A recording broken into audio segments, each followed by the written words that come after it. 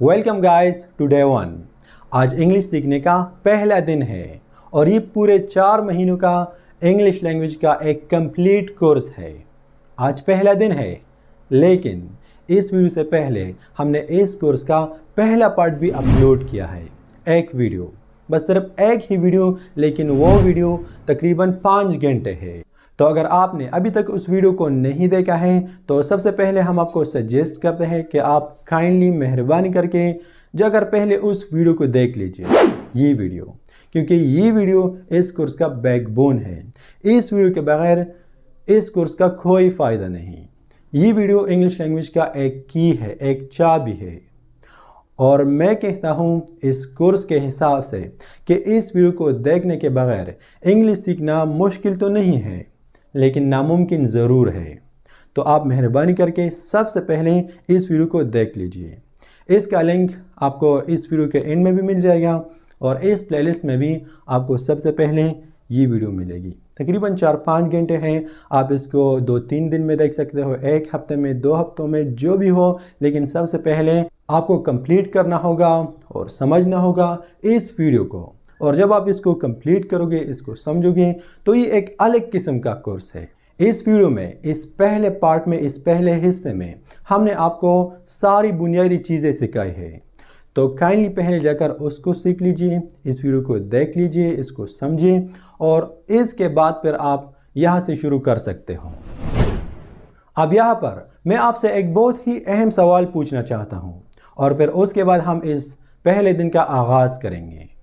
और वो सवाल ये है कि आपके ख्याल से लिसनिंग ज़रूरी है या फिर स्पीकिंग? यानी सबसे पहले किस चीज़ पर फोकस करना चाहिए, सुनने पर या फिर बोलने पर, चाहे आप इंग्लिश सीखते हो या कोई और ज़ुबान। तो आप क्या कहते हो कि सबसे पहले लिसनिंग लाजमी है या फिर स्पीकिंग? सबसे पहले इंग्लिश में बातें शुरू करना चाहिए या फिर सबसे पहले सुनना चाहिए? मेरे ख्याल से, मेरे हिसाब से लिसनिंग यानी सुनना सबसे अहम है। और वो क्यों? क्योंकि अगर आप कुछ सुनोगे नहीं तो बोलोगे कैसे? सबसे पहले आपको सुनना होगा और फिर उसके बाद आपको बोलना होगा।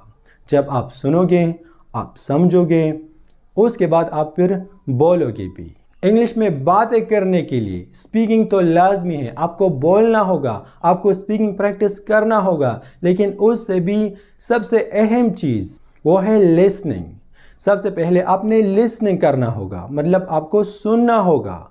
इंग्लिश आपको सुनना होगा और जो भी ज़ुबान आप सीख रहे हो, जितना ज़्यादा आप सुनोगे उतना ज़्यादा आप गेन कर पाओगे और फिर उतना ज़्यादा, उतना अच्छा आप स्पीकिंग करोगे, मतलब आप बोलोगे।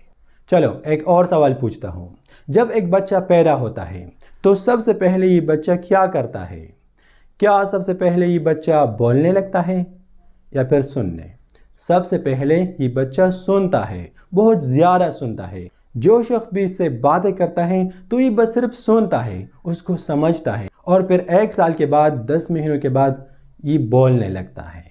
तो यहाँ पर इस वीडियो में हमारा मकसद, हमारा मतलब ये नहीं है कि आपने स्पीकिंग को इग्नोर करना है। आपने स्पीकिंग पर प्रैक्टिस करना है। जितना ज़्यादा आप कर सकते हो उतना ज़्यादा अच्छा है, क्योंकि आप एक बच्चा नहीं हो। लेकिन सिर्फ स्पीकिंग से काम नहीं चलेगा, आपको सुनना भी होगा। स्पीकिंग के साथ साथ आपको सुनना भी होगा, आपको लिसनिंग प्रैक्टिस भी करना होगा, जिससे आपका लिसनिंग कॉम्प्रिहेंशन, सुनने का जो कुव्वत है वो बहुत स्ट्रॉन्ग हो जाएगा और इस तरह आपका वोकैबुलरी, ग्रामर और आप बहुत कुछ सीखोगे। तो बहुत सारे ऐसे स्टूडेंट्स हैं, बहुत सारे ऐसे इंग्लिश लर्नर्स हैं जो कि लिसनिंग को इग्नोर करते हैं और इसी वजह से वो फेल हो जाते हैं, वो इंग्लिश नहीं सीख पाते। चाहे आप पूरे 10 साल का इंग्लिश लैंग्वेज का कोर्स करो, लेकिन अगर आप लिसनिंग को इग्नोर करते हो तो फिर भी आप इंग्लिश नहीं सीख पाओगे। और इस तरह इस कोर्स के साथ साथ अगर आप लिसनिंग पर प्रैक्टिस ना करो तो फिर इस कोर्स का आपको कोई फ़ायदा नहीं पहुंचने वाला। मुझे कुछ समझ नहीं आ रहा है कि इस बात पर मैं कितना ज़ोर डालूं।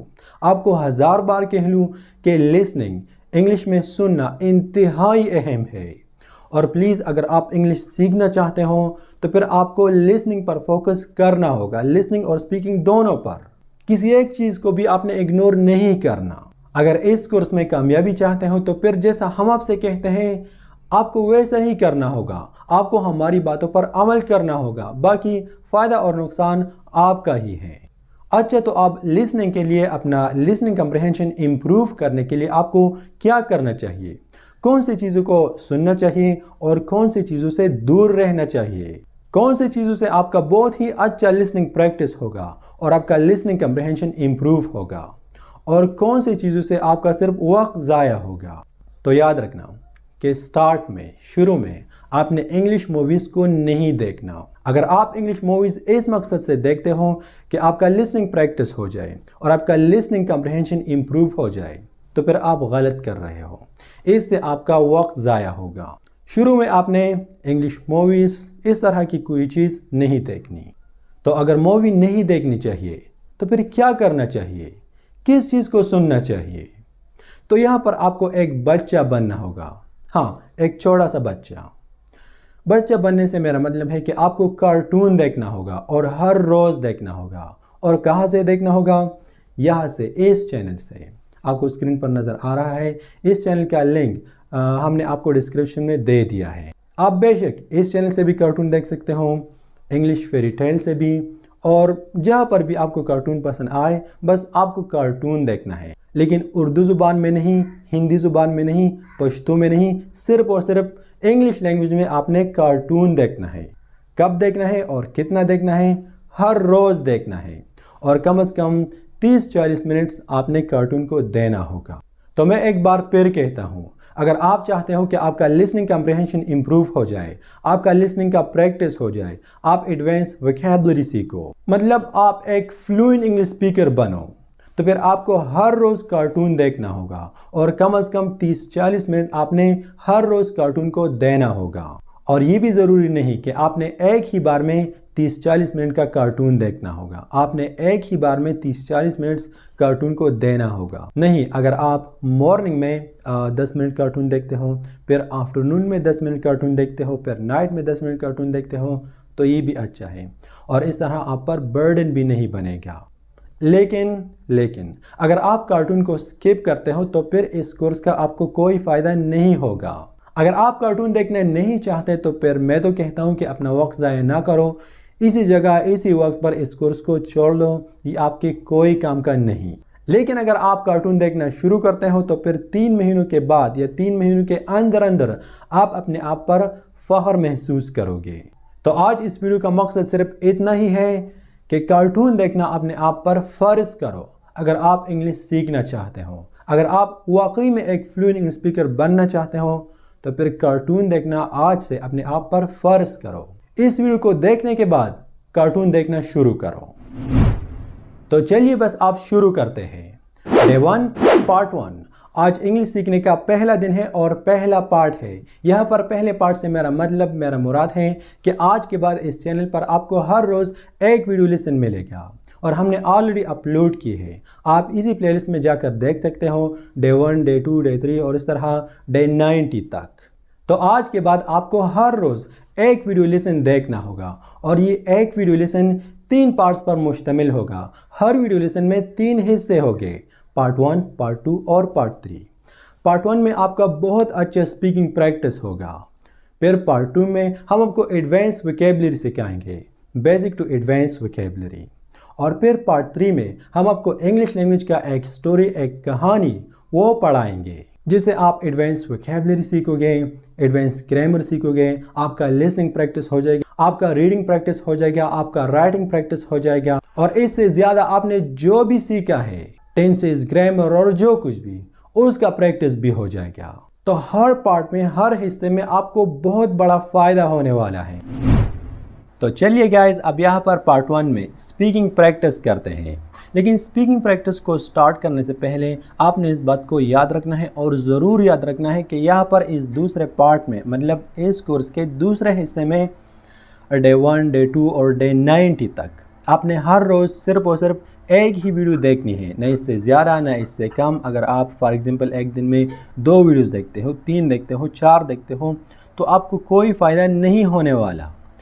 और अगर आप ऐसा करते हो कि आप आधी वीडियो देखते हो, तो भी आपको कोई फ़ायदा नहीं होने वाला। तो काइंडली आप हर रोज़ एक वीडियो ज़रूर देखिए और ये कोर्स 90 दिनों तक जारी रखिए, तो इंशाल्लाह आपको बहुत ज़्यादा फ़ायदा होगा। अब आइए स्पीकिंग प्रैक्टिस करते हैं, और स्पीकिंग प्रैक्टिस के लिए हम सिंपली आपसे बस एक क्वेश्चन करेंगे।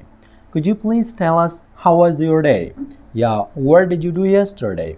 Could you please tell us, इसके माने है कि आप मेहरबानी करके क्या हमें बता सकते हैं या बता सकते हो हाउ वाज योर डे, कि आपका दिन कैसा था। What did you do yesterday, आपने कल क्या किया, यानी कल आपका दिन कैसा था, आपने कल क्या किया, आपने कल जो भी किया, तो उसके बारे में आपको बताना है इंग्लिश में कि मैंने ये किया, मैंने वो किया, मैं वहाँ गया, मैं यहाँ किया, तोड़ मरोड़ कर जो भी हो, लेकिन आपने प्रैक्टिस ज़रूर करना है, आपने ट्राई ज़रूर करनी है। अगर आप यही सवाल मुझसे पूछते हो तो मैं आपको कैसे जवाब दूंगा। मैं ऐसा कहूँगा, Well, my day was really good. I woke up early in the morning. I woke up early in the morning के माने है कि मैं सुबह सवेरे उठ गया। First of all, सबसे पहले I offered the prayer, मैंने नमाज पढ़ी। I recited the Holy Quran, मैंने कुरान पाक की तिलावत की। I had my breakfast, मैंने नाश्ता किया। And in my breakfast I had only 1 cup of tea and a piece of bread, और नाश्ते में मैंने सिर्फ 1 कप चाय पी ली और थोड़ी रोटी खा ली। Then I went to work and it's all about my day, फिर मैं अपने काम पे गया और बस यही मेरे कल के दिन के बारे में था। तो बिल्कुल इसी तरह खैर नहीं, ये एक एग्ज़ाम्पल था, ये एक आइडिया था।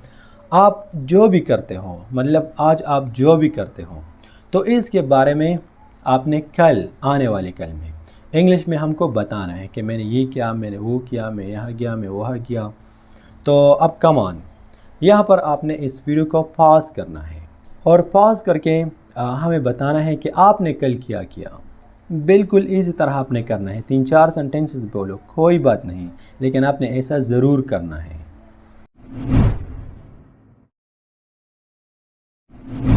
मुझे यकीन है कि आपने बिल्कुल ऐसा ही किया होगा जैसे कि हमने आपसे कहा। अब आइए दूसरे पार्ट की जानिब चलते हैं, पार्ट टू में अब यहाँ पर हम सीखते हैं कुछ WH वर्ड्स। हो सकता है कि आपको ऑलरेडी आते हों, लेकिन यहाँ पर आपने पूरी तवज्जो के साथ इसे देखना है क्योंकि ये इस कोर्स का एक हिस्सा है। तो हमारा पहला WH वर्ड है वर्ड। वर्ड के माने है क्या, word. For example, what is your name, आपका नाम क्या है। व्हाट इज़ योर नेम, आप ऐसे भी कह सकते हो what's your name. What is की जगह आप वर्ड्स भी बोल सकते हो, what's your name. Who, WHO, who के माने है कौन। For example, who is he, वो कौन है। हु इज़ ही, वो कौन है। Who is he to you, वो आपका क्या लगता है। Who is he to you के माने है कि वो फला शख्स आपका क्या लगता है। Who told you, who told you के माने है कि आपको किसने बताया। Who told you. Where, where के माने है कहाँ पर, कहाँ। Where are you, where are you के माने है कि आप कहाँ पर हो। Where are you. Where is he, वो कहाँ पर है। वेयर इज़ ही, वो कहाँ पर है। व्हेन, व्हेन के माने है कब। When did he tell you, उसने आपको कब बताया। When did he tell you, यानी उसने आपको कब बताया। व्हेन विल यू गो, आप कब जाओगे। When will you go. Which, which के माने है कौन सा, विच वन। विच वन के माने है कि कौन सा वाला। पार्ट टू, अब यहाँ पर पार्ट टू में आपको एक कहानी, एक स्टोरी सुननी होगी, और इसका फ़ायदा आपको क्या होगा। इसका फ़ायदा आपको ये होगा कि आपका वोकैबुलरी स्ट्रॉन्ग हो जाएगा, यानी आप नए अल्फाज और जुमले सीखोगे, आप एडवांस ग्रामर सीखोगे, आपका लिसनिंग प्रैक्टिस हो जाएगा, आपका रीडिंग प्रैक्टिस हो जाएगा, राइटिंग प्रैक्टिस, और आपने जो कुछ भी सीखा है या आप सीखते हो तो उसका प्रैक्टिस हो जाएगा। इसके फ़ायदे बहुत ज़्यादा हैं, तो आइए शुरू करते हैं। Let's listen to a story now, The Arab and the Camel। कहानी का नाम है द अरब अरबी एंड द कैमल और ऊंट। वंस अपॉन अ टाइम, आप ऐसा करो कि मेरे साथ साथ पढ़ो, तो इस तरह आपका प्रैक्टिस हो जाएगा और आपका प्रोनाउंसिएशन, आपका तलफ़ुज़ बहुत इम्प्रूव हो जाएगा। वंस अपॉन अ टाइम एक दफ़ा का ज़िक्र है। Once upon a time there was an Arab, एक अरब था। स्टेइंग इन अ डेजर्ट, जो कि सहरा में स्टे कर रहा था। There was an Arab staying in a desert. The Arab had a camel, और अरबी के साथ एक कैमल, एक ऊंट था। The Arab had a camel, अगर यहाँ पर आप नोटिस करो तो यहाँ पर आए हैं the Arab had a camel, तो हैड के माने है कि उसके पास था, अरबी के पास था क्या, ऊंट। Every day Arab used his camel for carrying his things. Every day हर रोज़, अरब यूज्ड, अरब इस्तेमाल करता था, हिज कैमल, उसका ऊंट, फॉर कैरिंग, ले जाने के लिए, हिज थिंग, उसकी चीज़ें, from one place to another place, एक जगह से दूसरी जगह। आप देख सकते हो एक अरबी है जो कि अपने ऊंट पर बैठा है। एक नाइट क्या होता है। Once there was too cold at night. Once एक बार, there was too cold at night, बहुत सर्दी थी एक रात। सो तो, सो के मानी है तो। Arab made a tent, Arab made a tent. Made is the second form of make. Do you remember that? Arab made, अरब ने बनाया, a tent, एक खेमा, to take rest at night, के रात को आराम कर सके उस खेमे में। That night, the Arab lay asleep inside the tent while the camel stood outside. That night, उसी रात, the Arab lay asleep, अरब जो है वो सो गया, inside the tent, खेमे के अंदर, while the camel stood outside, और जो ऊंट था वो बाहर खड़ा रहा। तो फिर क्या होता है आगे देखते हैं। एट मिडनाइट, मिडनाइट के माने है आधी रात, यानी आधी रात को। At midnight the camel awoke his master, यानी आधी रात को कैमल ने, ऊंट ने अपने मालिक को जगाया। At midnight the camel awoke his master and requested, और उससे दरख्वास्त की, requested him, sorry, to allow him to put his head inside the tent, कि आप मेहरबानी करके मुझे इजाज़त दे, ऊंट ने कहा, कि मैं अपना सर खेमे के अंदर कर सकूं, मतलब बाहर बहुत ज़्यादा सर्दी है। As it was better cold outside, क्योंकि बाहर बहुत ज़्यादा सर्दी है। The Arab allowed him to do so, और अरब ने उसे इजाज़त दी। आप देख सकते हो कि हाँ, ऊंट, आप बिल्कुल अपना सर खेमे के अंदर ला सकते हो। आफ्टर अ वाइल, कुछ देर के बाद, after a while the camel ask, the camel ask, यहाँ पर आस्क, आस्क का सेकंड फॉर्म है, और इसका मतलब है कि हाथी नहीं, ऊंट ने पूछा। आस्क द अरब, अरब से पूछा, if he might put his neck inside the tent. अब क्या कहता है ऊंट, ऊंट अब कहता है, उसने अगेन अपने मालिक से दरख्वास्त किया कि क्या वो अपना नेक, अपना गर्दन टेंट के अंदर ला सकता है, क्योंकि बाहर बहुत ज़्यादा सर्दी है। Ask the Arab if he might put his neck, neck के माने है गर्दन, इनसाइड द टेंट, खेमे के अंदर, because it was too cold outside, क्योंकि बाहर बहुत ज़्यादा सर्दी है। The Arab did not object to doing it, और अरब ने इस पर कोई इतराज़ नहीं किया, और उसने कहा कि हाँ ऊंट साहब, आप अपना गर्दन भी अंदर ला सकते हो। आगे क्या होता है देख लेते हैं। Soon after the camel requested him again to allow him to bring his legs inside. Soon after, उसके बाद बहुत जल्दी, the camel requested, camel ने, ऊंट ने दरख्वास्त की, him again, उससे दोबारा, to allow him to bring his leg, कि मुझे ये इजाज़त भी दो कि मैं अपने लेग्स को, अपने पाँव को अंदर ला सकूं, इनसाइड, अंदर। The Arab agreed, the Arab agreed के माने है कि अरब राज़ी हो गया इस बात पर भी। Now the camel stood completely inside the tweet, और अब कैमल जो है, ऊंट जो है, वो पूरी तरह अंदर आ गया। But as there was not enough space for both of them, लेकिन इस खैमे में सिर्फ एक ही रह सकता था, सिर्फ एक ही स्टे कर सकता था और इसमें इतनी काफ़ी जगह नहीं थी। तो क्या हुआ? But as there was not enough space for both of them के मानी है उन दोनों के लिए। He pushed the Arab outside to shiver in cold. ऊँट ने अरब को बाहर की तरफ धक्का दिया। ऊँट ने अरब को बाहर की तरफ धकेल दिया, उसको धक्का दिया और ख़ुद खेमे के अंदर रहा। ही पुश्ड, उसने धक्का दिया, द अरब आउटसाइड, बाहर, to shiver in cold. Shiver in cold के मानी है सर्दी से कांपना। तो फिर आप देख सकते हो हाथी ने अरब को, अपने मालिक को खेमे से पूरी तरह बाहर कर दिया और ख़ुद खेमे के अंदर रहा। Moral, give him an inch and he will take an ell. Moral, नतीजा इसका कुछ ऐसा है कि आप उसे 1 इंच जगह दो और वो आपसे 1 गज यानी 1 मीटर जगह ले लेगा। Thank you so much guys for giving us your precious time.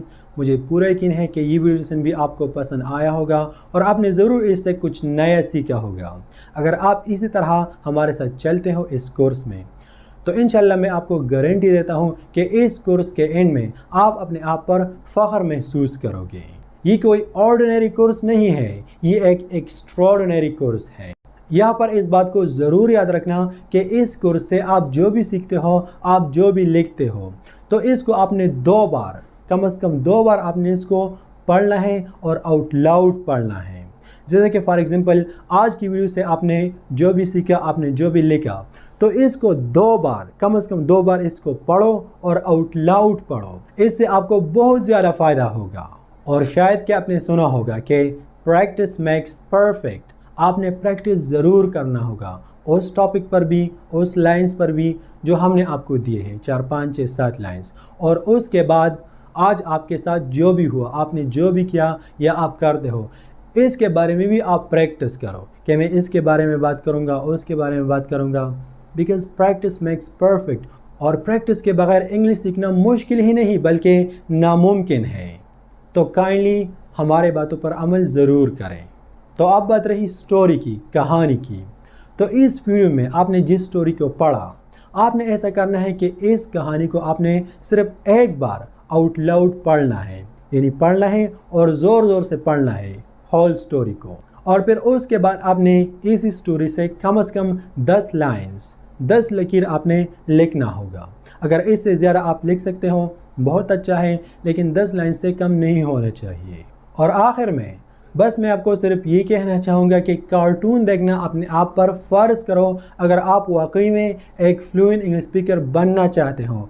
और ये सारी बातें एक दूसरे के साथ अटैच है। अगर आप एक भी बात पर अमल नहीं करोगे तो फिर भी ये कोर्स इनकम्प्लीट है, इससे आपको कोई फ़ायदा नहीं होने वाला।